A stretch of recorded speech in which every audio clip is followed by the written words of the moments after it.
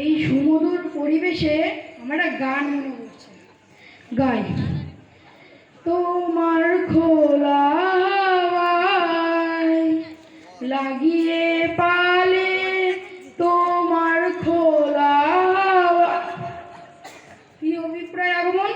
আজকে আর যে অন্য জোটে না মশাই, সেই যে কাজের কাজ? কাজ আবার কিসে? এই সুমধুর শরৎকালে কাজের কথা কে বলে? আগে ইচ্ছা করে কেউ বলে না, পেটের জ্বালায়। পেটের জ্বালা? ছি ছি, ওটা অতিহীন কথা, ও কথা বলবেন না। আগে আর বলবো না, তবে ও কথা সর্বদাই মনে পড়ে। বলেন কি বসুমত বাবু, সর্বদাই মনে পড়ে? এই প্রশান্ত নিস্তব্ধ সন্ধ্যে বেলাতেও মনে পড়ছে? পড়ছে বই কি, আরো বেশি করে মনে পড়ছে। সেই 10:30 বেলায় দুমুঠো ভাত মুখে গুজে উমেদারি করতে বের হয়েছিল, তারপর থেকে আর খাওয়া হয়নি। তা নাই হলো, খাওয়া নাই হলো। এই শরতের জ্যোৎস্নায় মনে হয় না যে মানুষ পশুর মতো কত রকম আহার না করেও বেঁচে থাকতে পারে? এই চাঁদের আলো, ফুলের মধু আর বসন্তের বাতাস খেয়েও জীবন বেশ চলে যায়। আগে জীবন বেশ চলে যায়, তবে জীবন রক্ষে পায় না। তার জন্য কিছু খাবার আবশ্যক করে। তা খাওকে যাও, মুঠো মুঠো ভাত ডাল আর চচ্চড়ি লেগে যাও। এখানে তোমাদের অনধিকারী প্রবেশ। সেগুলো কোথায় পাওয়া যাবে মশাই? আমি এক্ষুনি যাচ্ছি। কুঞ্জবাবু, আপনি ঠিকই বলেছেন। আপনার এই বাগানের হাওয়া খেলেই পেট একেবারে ভরে যায়, আর কিছু খেতে লাগে না। এই হলো যথার্থ মানুষের মতো কথা। এ কথা আপনার মুখে শুনে আমি খুশি হলাম। চলুন, অত সুন্দর ভালো বাগান থাকতে ঘরে কেন?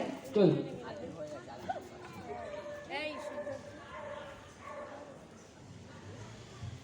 ঝিমের সময়টা, গায়ে একটা জামা নেই, বাহ, শরতের কি মাধুরী! কিন্তু কিছু ঠান্ডা। কিছু মাত্র ঠান্ডা নয়? আগে কিছু মাত্র ঠান্ডা না। বাবা বাহ, দেখে চক্ষু জুড়ায়।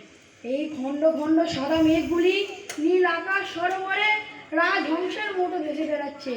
আর মাঝখানে চাঁদ যেন, শুনছেন বসন্তবাবু? মাঝখানে চাঁদ। আপনি অত্যন্ত ভদ্র।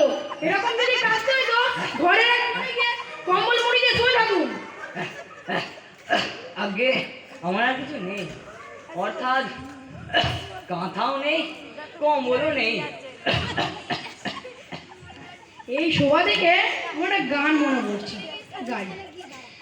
সুন্দর উপবন বিকশিত তরুগণ মনোহর মনোহর শুনছেন? মনোহর